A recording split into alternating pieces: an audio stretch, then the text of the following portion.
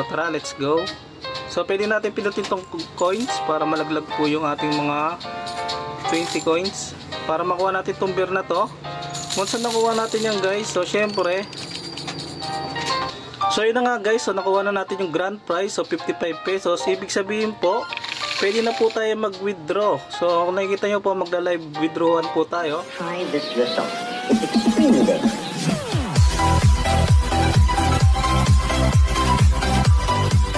Guys, nandito tayo sa ating Play Store guys. So alamin po natin kung legit tong Push the Coin o early access pa lamang po siya. So kung nakikita nyo po, meron na po siyang 100 plus na download. Then alamin po natin dito kung legit ba to or isa pong scam guys. So meron po tayong proof sa last part ng ating video. Syempre una sa lahat, so tutulungan ko na kayo paano mag-research para di naman kayo maubusan ng oras para laruin to. So ako na lang ang uubos ng oras para mapakita ko sa inyo kung legit ba to or isa pong scam guys. So yun na nga, kung nakikita nyo po itong games na to is ilalaglag lang po natin tong mga coins dito. So meron po tayo rito 70 na gold coin. So meron po tayo rito bonus na shake, wall, and coins guys. So una po sa lahat, itong laro na to is kailangan po natin maglaro dito para kumita tayo ng gold coin. So pwede natin siya i-redeem. So 16k po yung pinaka minimum na withdrawal. Then kailangan po natin maka 3 million na gold coin. Then dito naman po tayo sa green coin. So sa green coin guys, so meron po tayo ng minimum na 55,000 green coin. So ang kulang ko na lang po is 28 pesos guys. So 28 pesos, so kailangan lang po natin laruin tong games na to. So kung nakikita nyo po, meron po tayo rito supermarket. So merong mini, grand at major guys. So once na nakuha po natin itong beer na to, so magkakaroon po tayo ng 55 pesos. Then kung sakaling makuha natin itong mini, so meron tayong 27 pesos yan guys. So yan po yung ating mga price. Then meron dito tayo sa ilalim na slot. So once na nag-slot po tayo dyan, so magkakaroon po tayo ng chance na makakuha ng mga inumin na yan guys. So yun po. So meron din po rin tayo ditong 500 fever.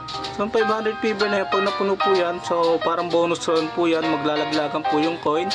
Then ito po, papakita ko sa inyo yung shake. So kailangan muna natin syempre i-wall para hindi po malaglag yung mga coins natin. Then i-shake po natin guys. So nakikita nyo po, so yan na po. So malalaglag na po yung ating isang mini grand prize guys. So maglaglag lang po tayo dito ng mga coins. Then pwede natin to no thanks. So yan, laglag lang po tayo para makuha po natin yung mga drinks na yan. So yung drinks na yan po, nagkakalaman po yan ng pera guys. So yan po, so 27 pesos. So yan, so nakakuha po tayo. So claim po natin. So kung nakikita nyo po is meron na tayong piso na lang guys. So kailangan natin itong makuha ang beer na to. So tara, let's go. So pwede natin pinutin itong coins para malaglag po yung ating mga 20 coins. Para makuha natin itong beer na to. Once na nakuha natin yan guys, so syempre, so yun na nga guys, so nakuha na natin yung grand prize, so 55 pesos. Ibig sabihin po, pwede na po tayo mag-withdraw. So kung nakikita nyo po, magla-live withdrawan po tayo. So yan. So cash out po natin. So ano nangyari? So yung nangyari po is kailangan natin manood ng 5 ads guys. So ibig sabihin kailangan muna natin manood ng ads. So tara, tapusin ko lang to guys ha. So yun na nga guys, natapos na natin yung 5 na ads guys. So ang mangyayari po is your reward will be credited with 3 days guys. So 3 days po tayo maghihintay dito sa ating reward guys. So 8,000. So yun po yung ating hihintayin ngayon. So hihintayin po natin yan. So ilalagay ko na lang po sa comment section yung kung ano po nangyari after 3 days guys. So hanapin nyo lang po sa comment section yung aking comment. So doon po tayo mag-update guys. Then ito guys, so alamin po natin kung legit or fake guys. So para sa akin isa po tong malaking fake guys. So nag-research po ako patungkol dito sa application na Push the Coin. So ngayon po meron naman tayong another process pagkatapos po nyan. Then pumunta po ako sa mga komento ng ating mga naunang player guys. So nakita ko po dyan, so ipa-flash ko po sa screen para maniwala po kayo na marami na po naghintay sa withdrawal. So not paying po tong application na to, kaya hindi na po tayo pwedeng pumasa rito sa application na to dahil di po to nagbabayad guys. So kung nakita nyo po marami pong process.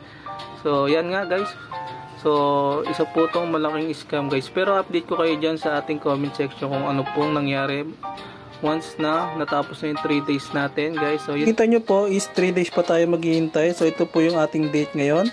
So ang date ngayon is Wednesday, July 10 guys. So July 10 po ngayon guys. So papakita ko na lang po sa comment section kung ano pong update or nagawa ko ng another video kung legit ba tong application na to or hindi guys. So meron tayong part 2 guys. So kung hindi man, so nasa comment section na lang po yung ating update guys. So once again, this is your J-Throne TV. See you guys to my next video. Peace out.